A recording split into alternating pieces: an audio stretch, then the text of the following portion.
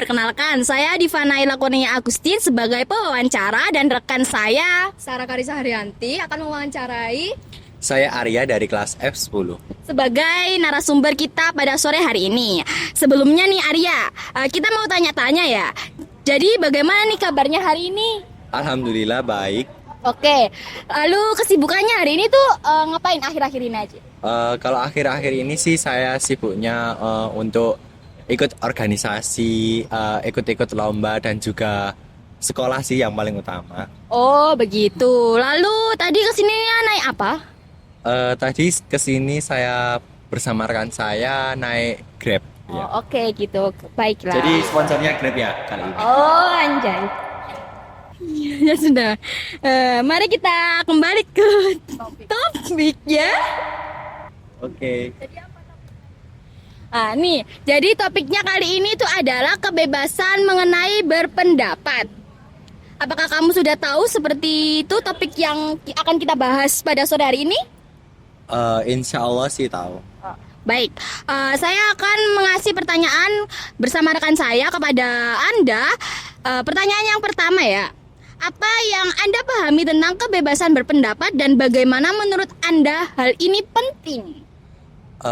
Menurut saya kebebasan pendapat itu ketika kita dapat berekspresi, dapat menunjukkan apa itu ekspresi kita di media sosial ataupun di masyarakat. Jadi kita itu harus bebas berekspresi dan bebas berpendapat. Terus tadi pertanyaannya apa? Menurut Anda hal ini penting apa tidak? Oh, tentunya penting ya, karena berpendapat dan berekspresi itu dapat menimbulkan kreativitas. Nah, kreativitas itu harus dibangun dalam diri kita. pertanyaan kedua nih, gimana sih pandangan kamu tentang kebebasan berpendapat di Indonesia saat ini?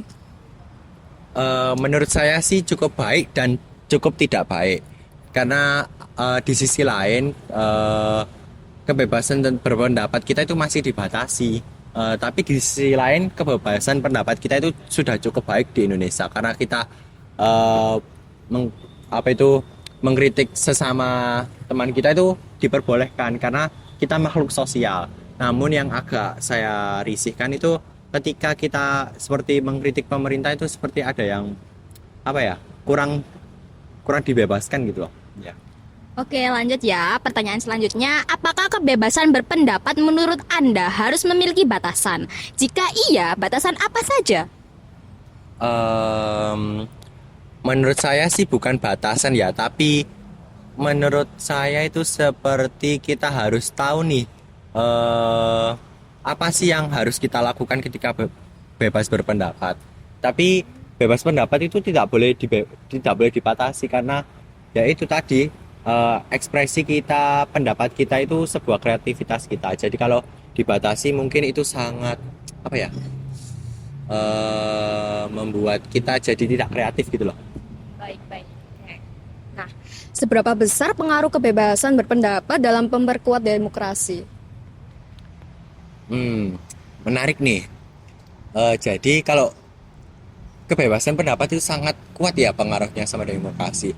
Apalagi negeri kita kan menganut sistem demokrasi. Otomatis kebebasan pendapat sih harus dijunjung tinggi ya. Dan ini juga harus hal yang kita dukung untuk untuk merealisasikan demokrasi sendiri itu yang ada di Indonesia. Namun saya rasa itu masih belum berjalan dengan baik.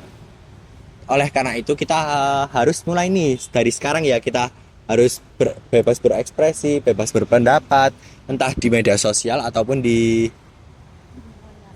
dunia nyata. Gitu sih dari saya. Bagaimana Anda melihat peran media sosial dalam memfasilitasi kebebasan berpendapat? Menarik ya. Saya rasa sangat memfasilitasi, karena manusia kan tidak semuanya nih berani ngomong secara langsung. Jadi di sini tuh media sosial perannya sangat penting sebagai media mereka yang ingin menyuarakan hak-hak mereka. Seperti kasus-kasus lah yang akhir-akhir ini nih rame, seperti yang peringatan darurat itu loh. Tahu nggak ya? Tahu.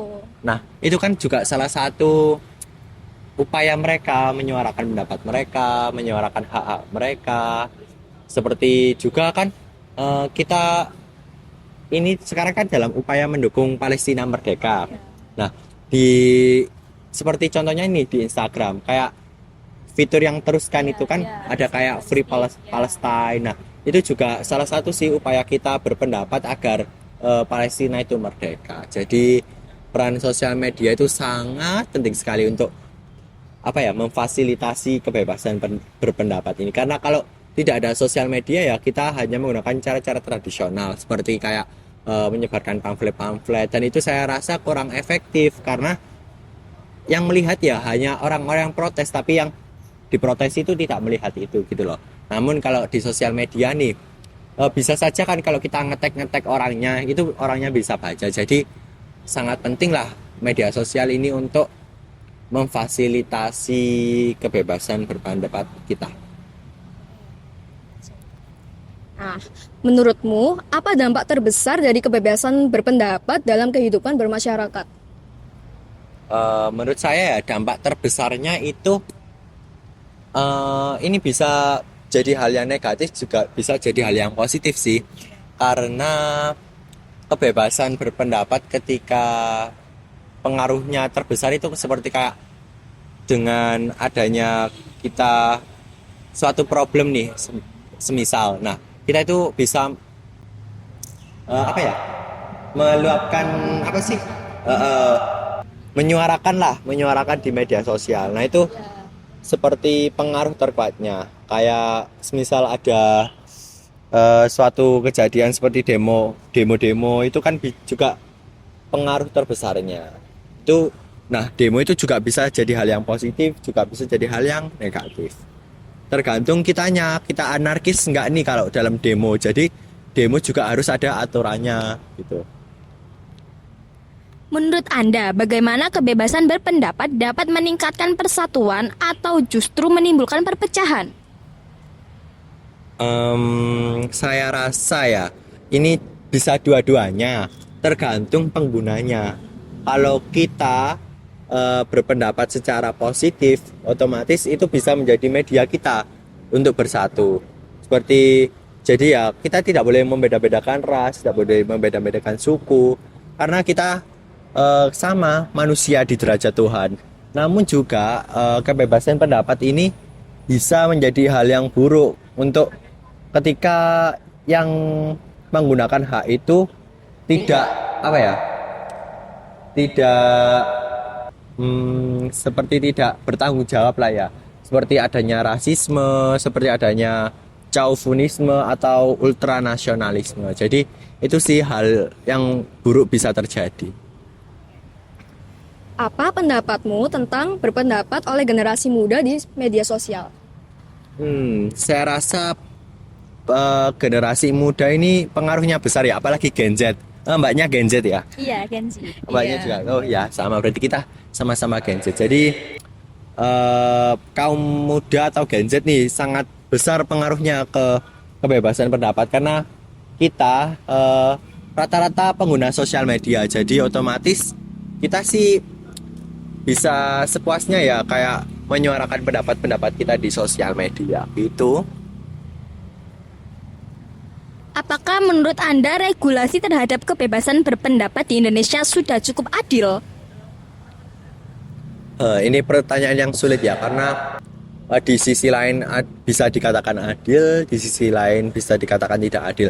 Namun kali ini saya memilih tidak adil ya, karena apa ya? Anda tahu kayak kasus-kasusnya Bima Lampung yang itu loh, ngeritik gubernurnya. Oh iya tahu. Anda tahu nggak? Tahu.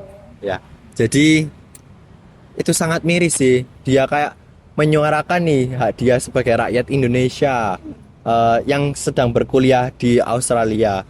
Dia tuh menyuarakan kalau Lampung itu jalannya bolong-bolong, padahal dana dari pemerintah itu besar sekali. Namun dari situ dia kayak diancam dari pihak-pihak yang tidak dikenal, sampai ada ancaman untuk dibunuh. Itu kan sangat tidak adil menurut saya ya. Itu harus diperhatikan sih.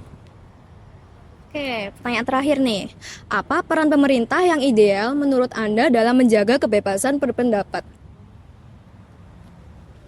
Menurut saya, pemerintah sekarang itu harus lebih prihatin dan lebih peka gitu ya terhadap rakyatnya yang ingin menyuarakan hak-hak mereka. Jadi kesimpulannya itu kita kebebasan berpendapat di media sosial ataupun di dunia nyata itu harus didukung sih, karena itu peran yang sangat penting. Seperti menyuarakan hak-hak kita sebagai warga negara, menyuarakan hak-hak orang lain yang tertindas, dan juga seperti menyuarakan hak-hak kita yang harus dituntut kepada pemerintah. Itu juga bisa hal yang menjadi sangat penting.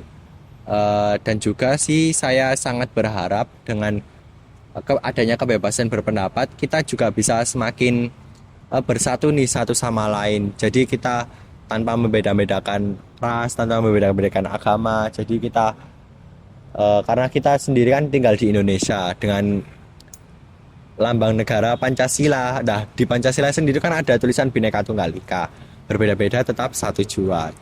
Nah, kebebasan berpendapat ini mungkin bagi saya itu sangat penting ya perannya, karena yaitu memfasilitasi kita untuk menyuarakan ekspresi kita, pendapat kita, karya kita. Karya kan juga sebuah ekspresi, karena karya itu juga sebagai media kita mengekspresikan diri kita sendiri. Saya sangat mendukung sih dengan adanya kebebasan berpendapat. Itu dari saya. Oh, baik, kalau seperti itu mungkin itu saja yang dapat kami tanyakan kepada Mas Arya. Kurang lebihnya kita mohon maaf. Wassalamualaikum warahmatullahi wabarakatuh. Terima kasih Mas Arya. Sama-sama. Saya Arya dari kelas F Sebagai narasumber pada sore ini. Sebelumnya nih, kita tanya-tanya dulu ya Arya ya. Jadi bagaimana sih?